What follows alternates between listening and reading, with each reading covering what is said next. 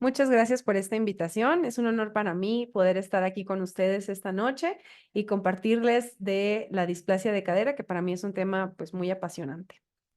Vamos a empezar entonces hablando de lo que es el tamiz de cadera. Vamos a hablar en esta charla de la definición de lo que es el tamiz de cadera. Vamos a también hablar de qué es la displasia de cadera, que es la enfermedad que buscamos con este tamiz. Vamos a hablar de la evaluación clínica de las caderas pediátricas y del rol que juega tanto el ultrasonido de cadera como las radiografías en este tamizaje de los pacientes. Y también vamos a dar un breve repaso del tratamiento de la displasia de cadera, aunque no es el motivo de la plática. Comenzando con qué es el tamiz ortopédico o también conocido como tamiz de cadera. Si nosotros buscamos la definición de tamiz, se define como un sedazo muy tupido o muy fino. Y cuando pasamos algo por el tamiz, lo examinamos o lo seleccionamos concienzudamente.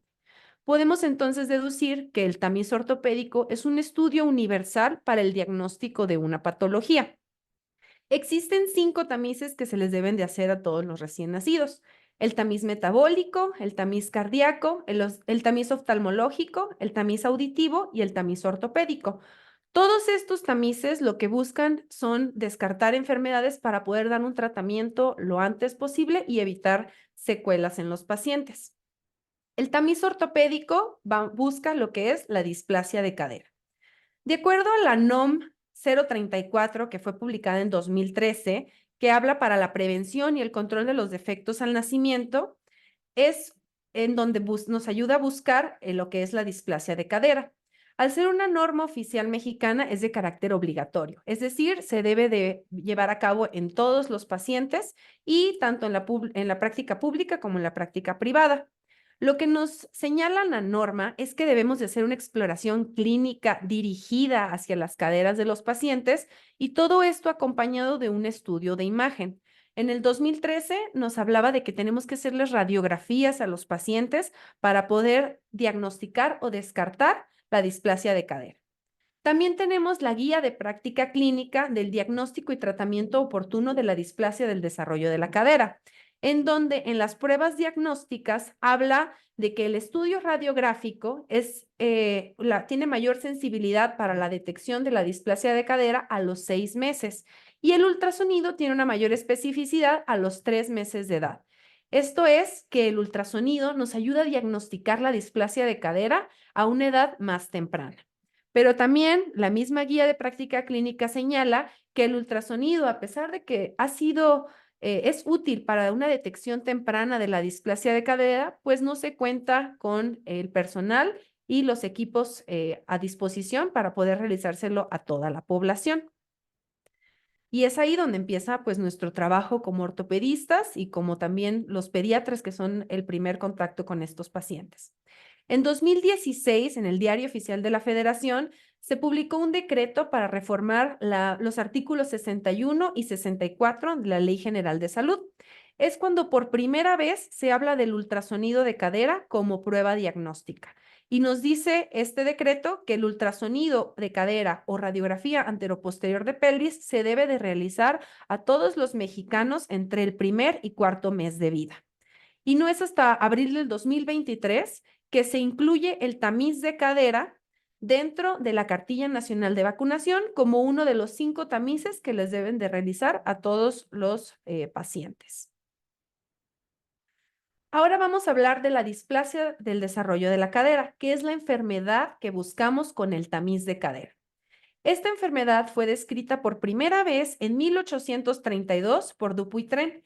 Él la denominó luxación congénita de la cadera. Se creía en este tiempo que todas las caderas de los pacientes nacían luxadas. Conforme fue evolucionando la medicina y se comprendió más acerca de esta enfermedad, en 1980 ya se describió como una enfermedad del desarrollo, es decir, es una enfermedad que se va gestando poco a poco. Esta enfermedad se produce por una mala relación entre la cabeza femoral y el techo del acetábulo. La cabeza femoral deja de estar esférica, deja de ser concéntrica y pierde cobertura, por lo que se va saliendo del acetábulo y el acetábulo se empieza a rellenar de grasa y tejido blando. Esto a lo largo condiciona una mala posición de la articulación, generando dolor y limitación funcional. Los factores de riesgo más importantes para padecer esta enfermedad son tres, son los mayores, que es el sexo femenino, que el paciente tenga antecedentes heredofamiliares de alguna enfermedad del desarrollo, como puede ser displasia de cadera o pie equinovaro, por ejemplo, y que haya tenido una presentación pélvica el paciente. Estos tres factores predisponen al paciente a tener displasia de cadera. Existen otros factores de riesgo menores, como ser el primogénito o un producto macrosómico. Sin embargo, son menores. La evaluación clínica, como lo hemos visto, siempre es necesaria y siempre se debe de hacer a todos los pacientes. Sin embargo, no nos puede confirmar o descartar el diagnóstico. Es por eso que se debe de apoyar siempre de una prueba diagnóstica. La evaluación clínica la vamos a dividir principalmente en pacientes neonatos y lactantes y ya pacientes deambuladores. En el primer grupo, lo que vamos a estar revisando son las maniobras, las clásicas, las que todo el mundo conocemos, Barlow y Ortolani. Esta maniobra lo que nos permite es saber si la cadera se puede luxar y si es reductible. Es decir, es para las displasias luxables, las caderas que se pueden salir de su lugar. Las caderas que tienen una displasia leve, en donde la cadera está centrada y está reducida, pero no tiene una adecuada cobertura del techo, van a ser negativas. El signo de Klissik es otro signo que nos puede ayudar a guiarnos, donde vamos a tomar nuestro dedo medio, lo vamos a colocar en el trocánter mayor y el dedo índice lo vamos a colocar en la espina ilíaca anterosuperior. Si nosotros trazamos una línea imaginaria con esos dos puntos, debe de llegar hacia el ombligo. Cuando esa línea imaginaria no cruza por el ombligo, nos habla de que la cadera puede estar luxada. Y también cuando nosotros revisamos los arcos de movilidad de las caderas de los pacientes, tenemos que encontrar que éstas sean simétricas y que tengan una adecuada abducción. Cuando los pacientes presentan una limitación de la abducción, también es un dato de que nos habla de que esa caderita no está centrada. Ahora, cuando los pacientes ya están en una etapa que deberían de estar caminando alrededor del año de edad, lo que vamos a notar es que los pacientes tienen un retraso en la deambulación o una alteración, es decir, claudican a la hora de caminar.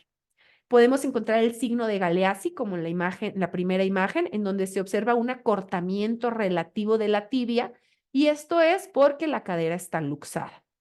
También podemos encontrar la simetría de pliegues. La simetría de pliegues se debe a que los músculos glúteos del lado afectado se encuentran horizontalizados en vez de estar verticalizados como normalmente están y nos causa que el pliegue glúteo se vea asimétrico. Y el signo de Trendelenburg, que este es cuando los pacientes ya caminan por una deficiencia del glúteo medio, debido a que la cadera no está adecuadamente centrada y tienen claudicación del lado afectado. Vamos a hablar ahora acerca de la incidencia de esta enfermedad. En México se ha reportado una incidencia de 2 a 6 casos por cada 1,000 recién nacidos vivos. Las caderas luxadas en la literatura internacional se reportan de 1.4 casos por 1,000 recién nacidos vivos. Los hallazgos clínicos a la hora de explorar a los pacientes en la literatura universal se reportan de 2.3 casos por 1,000 recién nacidos vivos. Y las anormalidades en las caderas encontradas por medio del ultrasonido son de 8 casos por 1,000 recién nacidos vivos. ¿Qué podemos ver con todos estos números? Que las caderas que nosotros vamos a encontrar alteraciones clínicas van a ser por debajo de la incidencia que tenemos reportada aquí en México. Pero cuando nosotros las valoramos con los ultrasonidos, podemos encontrar incluso anormalidades en la cadera que no son propiamente displasias, sino solamente es una cadera inmadura. Es decir, nos permite valorar tanto la cadera que únicamente una cadera inmadura se puede ver con el ultrasonido. Esto no significa que la cadera sea displásica, es solamente que la cadera todavía está en un proceso de maduración. Esta es una imagen que yo me encontré de una televisión de 1930. Como podemos ver, es grande, tiene mala resolución, seguramente se calienta. Y esta es una imagen de una televisión, pues de las más actuales, donde tenemos una alta resolución, son pantallas planas, ya incluso algunas permiten utilizar lentes 3D. Entonces, las maniobras de Barlow y Ortolani más o menos se describieron por esa fecha. ¿Por qué tenemos que estar utilizando tecnología de prácticamente hace 100 años cuando ya la medicina ha avanzado y tenemos unas pruebas diagnósticas que nos permiten ver la cadera y poder medirla para saber cómo está? Para eso es donde entra el rol del ultrasonido de cadera. El ultrasonido de cadera es un estudio que se les hace a los pacientes, que es no invasivo, es indoloro y es de corta duración. Es importante que el ultrasonido se haga por personal capacitado para realizarlo y se necesita un equipo especial como una mesa, una posicionadora como la que se ve en la imagen. Ocupamos un ultrasonido con un transductor lineal multihertz. Y lo que vamos a utilizar en el ultrasonido es, de acuerdo con el doctor Graf, el método de Graf, en donde vamos a buscar una imagen estandarizada basados en un corte coronal estático, como estas imágenes que vemos aquí.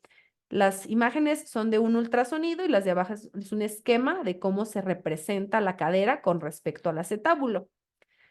Ya que tenemos esta imagen estandarizada del corte coronal, vamos a medir dos ángulos. El ángulo alfa, que nos va a hablar de qué tan profundo está el techo óseo, y el ángulo beta, que nos habla de qué tanta cobertura le da a la cabeza femoral el techo cartilaginoso o la región de los tejidos blandos. Con estos dos ángulos nos permite estadificar las caderas en 4 grandes subgrupos. El tipo 1 o la cadera tipo 1 es una cadera normal, en donde tiene un adecuado techo óseo y una adecuada cobertura por parte del techo cartilaginoso. El tipo 2 es una cadera que está centrada, es decir, la cabeza femoral se encuentra dentro del acetábulo, pero el techo óseo es deficiente. En las caderas tipo 3, la cabeza femoral se encuentra en un proceso de luxación, sin embargo, todavía se ve en contacto con el techo acetabular, y en una tipo 4 es una cadera completamente luxada, donde ya la región del acetábulo se llena de tejido blanco. Tomando el método de Graf, vamos a poder obtener una imagen como la de la izquierda. La vamos a ver así en horizontal. Si nosotros hacemos el ejercicio de girar la imagen 90 grados y ponerla en espejo, podríamos verla como las imágenes de la derecha. Prácticamente se parece a una AP de pelvis, en donde podemos ver la cabecita femoral, el techo acetabular y el hueso del ilíaco. Entonces, teniendo nuestra imagen como la de la izquierda del ultrasonido, lo que tenemos que aprender a identificar son las listas de verificación. Son las estructuras anatómicas que debemos de ver en la imagen para poder decir que esa imagen es valorable y que la podemos utilizar para medir los ángulos. Tenemos que ver el borde osteocondral que se encuentra por debajo de la cabeza femoral.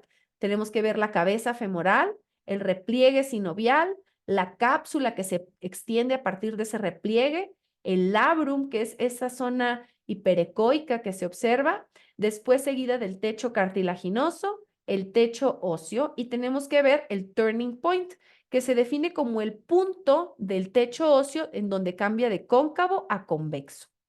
Ya que podemos ver, identificar todas esas estructuras, vamos a hacer nuestra segunda lista de verificación, donde tenemos que ver el borde inferior del ilíaco, es decir, la parte más osificada de ese techo acetabular, lo más profundo. Tenemos que ver el ilíaco que se encuentre en un plano horizontal, y tenemos que poder ver el labrum. Con esas 3 estructuras y la primera lista de verificación, ya podemos utilizar esa imagen para medir el ángulo alfa y el ángulo beta. Primero vamos a trazar una línea basal sobre el hueso del ilíaco, y el ángulo alfa lo vamos a trazar a partir de esa línea por una línea tangencial hacia el borde inferior del ilíaco, en la parte más osificada del techo del acetábulo. Esa medición es el ángulo alfa. Y el ángulo beta vamos a medirlo a partir del turning point, que es donde cambia de cóncavo a convexo, hacia el labrum. Y eso nos va a dar el ángulo de la región de los tejidos blandos. Para poder clasificar las caderas, vamos a utilizar principalmente el ángulo alfa. Para que una cadera sea tipo 1 o sea una cadera sana, tiene que tener un ángulo alfa mayor a 60 grados, independientemente de cuánto tengamos de ángulo beta. Cuando el ángulo alfa es menor de 60 grados, es cuando nos apoyamos del ángulo beta para poder subclasificar esa cadera y determinar el grado de displasia. Esto también va acompañado de la edad del paciente. En pacientes menores de 3 meses se puede valorar un ángulo alfa menor a 60 grados, que es una cadera inmadura. Ya a partir de los 3 meses, si persiste con menos de 60 grados, necesitamos iniciar el tratamiento.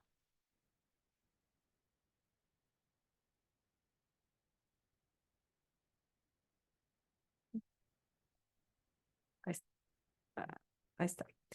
Muy bien, ese es el rol del ultrasonido. Nos permite poder diagnosticar la displasia de cadera desde una edad muy temprana. Pero también vamos a hablar de las radiografías, que es algo que tenemos todos a la mano y que por ley desde 2013 se debe de hacer a todos los mexicanos. Es importante que siempre pidamos dos proyecciones, una AP de pelvis y una Lowenstein. En la AP de pelvis, pues nos va a servir para trazar todas las líneas que nos gusta medir a los ortopedistas. Y en la radiografía de Lowenstein, lo que nos sirve es ver cómo se aboca el fémur proximal hacia el fondo de ese acetábulo. En la imagen que les pongo aquí, en la esquina inferior izquierda, podemos ver cómo la cadera derecha sí se aboca, sí apunta hacia ese fondo del acetábulo, que este fondo del acetábulo se conoce como cartílago trirradiado. Es el punto en donde se une el ilíaco, el pubis y el isquion. Y a partir de ahí crece el acetábulo. En la cadera derecha vemos que sí apunta hacia ese fondo, pero en la cadera izquierda no está apuntando hacia el fondo. Entonces, eso nos habla de que la cadera izquierda se está saliendo de su lugar. Y lo primero que vamos a hacer entonces, como les dije, es identificar el cartílago trirradiado, en donde se une el ilíaco, el pubis y el isquion. Y vamos a trazar una línea que una esos dos cartílagos trirradiados. Esa línea se le conoce como la línea de Hilgen-Reiner. Es nuestra línea basal para poder de ahí hacer otras mediciones. Ya que trazamos nuestra línea de Hilgen-Reiner, vamos a trazar una línea que parta del cartílago trirradiado hacia el borde más externo del acetábulo. Si unimos esa línea con la de Hilgen-Reiner, vamos a tener un ángulo. Ese ángulo se conoce como índice acetabular. Y lo que nos habla el índice acetabular es qué tan inclinado está el techo del acetábulo.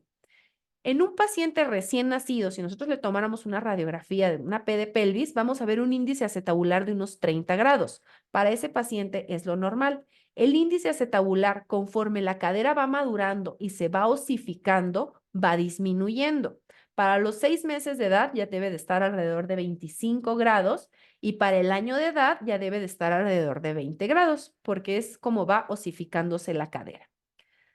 Si nosotros trazamos nuestra línea de Hilgen-Reiner y sobre el borde externo del acetábulo trazamos una línea perpendicular, vamos a tener la línea de Perkins, que es como la que se ve en la imagen de la derecha. Y con estas dos líneas, la línea de Hilgen-Reiner y la línea de Perkins, vamos a tener 4 cuadrantes. Esos 4 cuadrantes se le conocen como los cuadrantes de Omberden, en donde nos van a servir para poder clasificar las caderas. Vemos en esta cadera que está luxada de los dos lados, por ejemplo, la puse muy esquemática para que podamos identificarlo. Vamos a ver esta bolita que se encuentra en la parte proximal del fémur. Esa bolita se conoce como el núcleo de osificación de la cabeza femoral, es decir, a partir de ahí se va a ir osificando ese fémur. Y ese núcleo de osificación, siempre en una cadera sana, debe de caer en el cuadrante inferior interno. Y de acuerdo a estos cuadrantes y al núcleo de osificación, vamos a poder clasificar las caderas de acuerdo a Tonis, que las clasifica en 4 grupos. Una cadera Tonis 1 es una cadera normal en donde el núcleo de osificación se encuentra en cuadrante inferior interno. Una cadera Tonis 2 es en donde el núcleo de osificación se encuentra en el cuadrante inferior externo. Una grado 3 es el núcleo de osificación se encuentra a nivel de la línea de Hilgen-Reiner y el 4 ya es el núcleo de osificación se encuentra por arriba de la línea de Hilgen-Reiner y en el cuadrante superior externo. Como les comentaba, el índice acetabular nos sirve para ir dando el seguimiento de las caderas. Aquí podemos ver cómo del lado derecho se encuentra en 23 grados, del lado izquierdo en 37 grados. Para la edad de este paciente, pues ya es completamente patológico. También algo que podemos ver en las radiografías así a simple vista es la famosa triada de Putti. Este caso que les voy a presentar aquí es muy interesante porque se trata de una bebé de 6 meses que sufrió un accidente automovilístico con su familia, la llevaron a urgencias y pues le tomamos radiografías para descartar alguna lesión ósea y saltó a la vista la cadera derecha. Si podemos ver así a simple vista, la cadera derecha y la cadera izquierda se ven asimétricas, pero si ya la estudiamos a conciencia, vemos que el núcleo de osificación de la cabeza femoral del lado derecho se encuentra más pequeño que el del lado izquierdo, es decir, una hipoplasia de ese núcleo de osificación. Si vemos el techo del acetábulo del lado izquierdo, se encuentra dando una adecuada cobertura, se ve horizontalizado y del lado derecho se ve como si fuera una línea continua en todo el hueso del ilíaco, no se ve ese término del techo. Y si nosotros trazamos nuestros cuadrantes de Omberdine con la línea de Hilger-Reiner y la línea de Perkins, nuestro núcleo de osificación quedaría en el cuadrante inferior externo. Entonces, esa cadera está luxada. Esta es la tríada de Putti, una hipoplasia del núcleo de osificación, un techo verticalizado y una cadera luxada, que eso pues es igual a displasia de cadera. Ahora vamos a hablar un poquito del tratamiento de la displasia de cadera. El tratamiento siempre va enfocado en la edad del paciente y es por eso que se hace tanto hincapié en diagnosticar la displasia cuanto antes. El ultrasonido de cadera se puede hacer a partir del mes y medio de vida. ¿Hasta cuándo? Hasta que el núcleo de osificación nos permita ver el fondo del acetábulo, que eso más o menos sucede entre los 3 y 4 meses. Ya a partir del cuarto mes, ya la cadera está lo suficientemente osificada como para que no nos permita usar el ultrasonido y que usamos las radiografías. Entonces, siempre en menores de 6 meses, el tratamiento inicial es el arnés de Pavlik. Cuando el paciente tiene de 6 a 18 meses, se utilizan maniobras de reducción, ya sea una reducción abierta o una reducción cerrada, con incluso liberación de tejidos blandos y se les coloca una inmovilización como la que tiene la bebé aquí, en donde mantenemos la cadera en una abducción y una flexión. El arnés de Pavlik mantiene esa misma posición, mantiene la cadera en una flexión y una abducción, de manera que se forma una L entre el cuerpo del paciente y su muslo y una L entre su muslo y la pierna. Si vemos, por ejemplo, el paciente de la tercera imagen, parece que es un arnés de Pavlik, pero vean cómo las rodillitas están en una hiperflexión. Eso a largo plazo le puede generar dolor y molestias, por lo que ese arnés pues no se recomendaría. Sería mejor un arnés como los del lado izquierdo. Y cuando nuestro paciente ya tiene más de los 18 meses, ya no basta con reducir la cadera. Necesitamos hacer una osteotomía en el hueso del ilíaco para esa cadera que acomodamos en su lugar, poder darle contención, es decir, evitar que se nos vuelva a salir de su lugar, como la radiografía que les pongo aquí. Esta es una radiografía de una bebé de 19 meses que le hicimos una reducción abierta y le hicimos una osteotomía de Salter en el hueso del ilíaco para darle más techo a esa cadera y evitar que se volviera a salir. Y cuando el paciente ya tiene más de 24 meses, a todo ese procedimiento se le tiene que agregar una diafisectomía, es decir, hay que hacer un acortamiento del fémur proximal para poder reducir la cadera y con una osteotomía del ilíaco poder darle contención. Desafortunadamente, el tratamiento de la displasia de cadera, pues es muy variado y sí puede llegar a dejar secuelas cuando se diagnostica en una etapa tardía. También es muy importante mencionar que la displasia de cadera, desafortunadamente, no hay manera que nosotros la podamos ver clínicamente hasta que el paciente regularmente ya está caminando porque causa retrasos de la marcha y claudicación de la marcha. Entonces, los estudios de imagen pues nos sirven bastante para apoyarnos a descartar o confirmar el diagnóstico. Como conclusiones, yo quisiera compartirles que la displasia de cadera es una enfermedad del desarrollo, es decir, se va gestando poco a poco y es una enfermedad en donde hay una amplia escala de grises, no es blanco y negro. Hay displasias leves, moderadas y severas y los casos leves, desafortunadamente, muchas veces pasan desapercibidos. Es completamente curable si es diagnosticada y tratada a tiempo, y es por eso que se propone el tamiz de cadera universal, preferentemente con el ultrasonido para poder diagnosticarla lo más temprano posible, pero si no se puede, por lo menos unas radiografías a partir de los 4 meses de edad. Es importante siempre también hacer énfasis en la higiene de cadera hacia los papás, es decir, no envolver a los pacientitos, que las piernitas siempre estén libres, hacer ejercicios para movilizar la articulación de la cadera. Y aquí también les voy a compartir la página de la Asociación Internacional de Displasia de Cadera para que puedan ustedes consultarla. Tienen bastantes recursos, tanto como para profesionales y pacientes, para poder difundir un poquito más la displasia de cadera y que se conozca más y que se pueda diagnosticar a tiempo. Muchas gracias y no sé si hay alguna pregunta.